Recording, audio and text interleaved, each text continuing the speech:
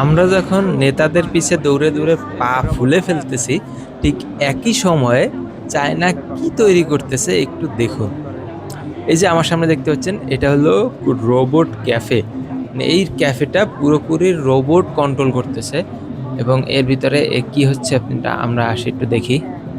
এই যে দেখেন, এই যে কাস্টমাররা এখানে অর্ডার করতেছে স্ক্রিনে। এটা হলো টাচ স্ক্রিন। এখান থেকে যে কোয়ালিটির কফি আছে বা অন্য ড্রিঙ্কস থাকতে পারে, সেগুলো ওখান থেকে সিলেক্ট করে জাস্ট এখানেই পে করতেছে।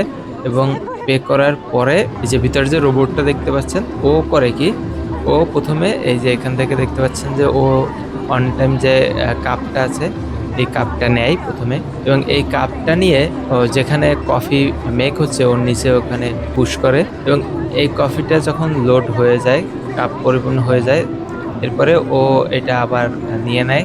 কাপটা নেয়ার পরে ও এখান থেকে অন্য আরেকটা জায়গা আছে যেখানে এখানে ঢাকনাটা ইউজ করা হয়। তো ঢাকনাটা দেওয়ার পরে ও এখানে এই কাস্টমারের সামনে এটা রাখে, কিন্তু ও কফিটা রাখার পরে আস্তে করে কফিটি নিচে চলে আসলো, এবং এই যে দেখেন এই কাস্টমার কফিটি আস্তে করে নিয়ে নিল।